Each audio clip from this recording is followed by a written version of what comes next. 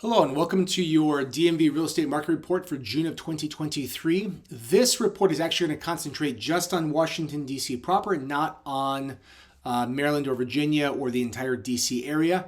As always, if you have questions about either your neighborhood or the entire market, of course, just let us know. We're happy to share this exact same data with you about that specific market. But let us begin, as always, with mortgage rates. These are for a 30-year fixed purchase. As you can see, rates have come down from a peak near about 7% now to about 6.5%. We actually had a client qualified just yesterday at 6.25%, so a little bit below this graph. So again, two main takeaways. One, if you're curious about what you actually qualify for as opposed to the national trend, let us know. We can introduce you to one of our lenders who can give you an actual quote based on your credit score and credit history and the rest, a personalized report. Second takeaway is the good news is this right here is a good trend down. If you've been listening to the news the last 2 days, inflation has been tamed or lessened for 11 straight months. Prices have been coming down, which is of course good. The talk now is that the Feds will not raise rates, and we're hoping at the end of this year or beginning of next year, they'll begin to cut them. So hopefully the trend of this line will continue to decrease. Again, once we see it below 6, we think the market will really recover, but we are at this point very pleased with these, with the trend of rates and the improvement in the market. So let's look at the market.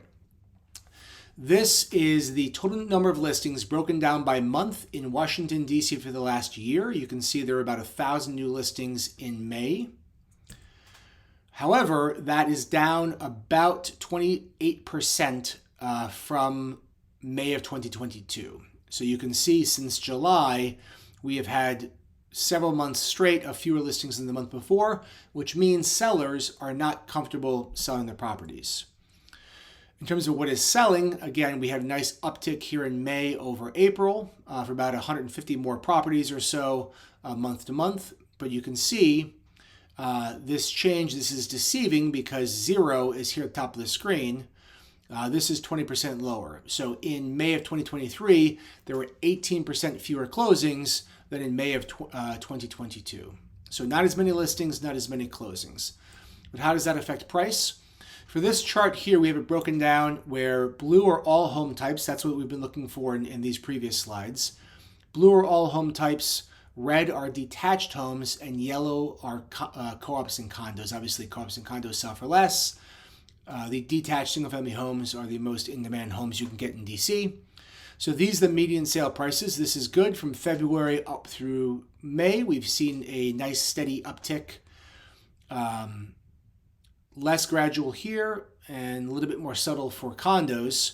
But when you compare it for year over year, what we're finding, this is good news, is we're now more or less for condos and all home types slightly above the median sale for year over year. Okay, so the median condo right now in May of 2023 is selling for a hair over what it sold for in 2022. Same with that blue line of all home types. The red line, more or less at par. That's a good news in that these lower numbers here seem to be correcting in the right direction. Now, as I always say, 1 month's data does not a trend make. Hopefully next month when we evaluate this, they will be solidly above the line and we'll have a good trend line for the last few months. That remains to be seen. Keep in mind, we're also now benefiting from the spring market. These numbers in general are the highest of the year. Now, this chart is again year over year, broken down by month. So the fact that right now we are at or slightly above May of 2022 is certainly a good sign, but we want to see that trend continue. This is for the median sale. Let's look at the median price per square foot. Again, blue is all home types, yellow condos, red detached. Yellow always has a higher price per square foot. They are smaller units, the condos, so a smaller denominator, even though they're a lower sales price. So these numbers generally look fairly flat. If anything, is sloping down a little bit as the year goes.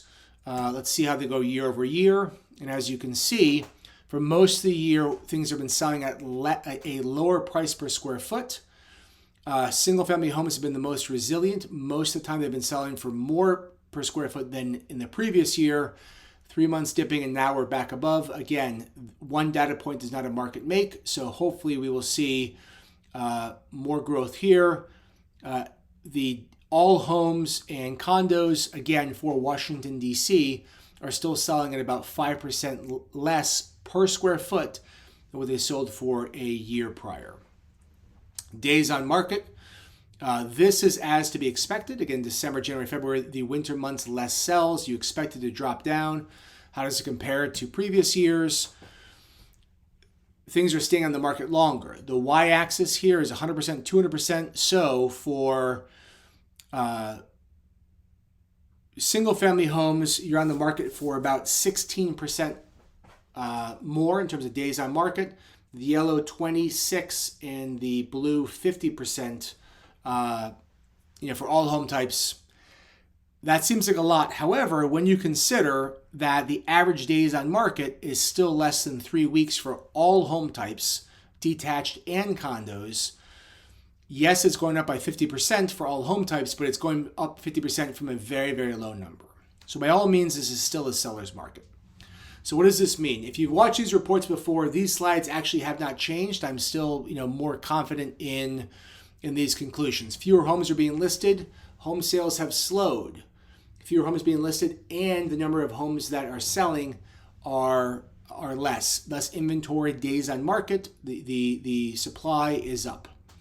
If you are a seller, as we saw in those slides, you're more or less selling for the exact same price per square foot that you would have had a year ago. That is a very, very good sign. The difference is there's a greater house that a greater chance, that your house does not sell. So if your home is properly prepared, priced, marketed, showcased, it will still sell for the price you want. What you can't do is take the sale for granted. And it's incumbent more upon the agents to properly prepare, market, and negotiate. Prepare and market that house, negotiate on behalf of the sellers, and you will still get the price that you want. Of course, if you're interested, contact us. Happy to talk through for your specific home. For buyers, slightly different. Fewer homes being listed, home sales have slowed, inventory is up. But that means that some of the leverage has been transferred to the buyers. It is still a seller's market, don't get me wrong. But buyers, you have more leverage now than you've had in 10 years. You may not get the house at a fire sale price, of course, but you have room to negotiate, and we are seeing more and more buyers being able to negotiate a home inspection, appraisal, a contingency. Maybe there's a rent back, but they are getting paid for that rent back. You still have to be competitive. You still have to take some risk, but there's considerably less risk, and you are much more of an even playing field with the sellers, more now so than ever in the past 10 years. And of course, contact us if you want a free consultation. That is your market report. Again, this was just on Washington, D.C. If you are curious about how the numbers look either for your community in Maryland or Virginia, or even West Virginia, or in your neighborhood within Washington, D.C., by all means, let us know. We're happy to provide this information for you. As always, please like and subscribe. We hope you found this information to be beneficial and hope to hear from you. Thank you.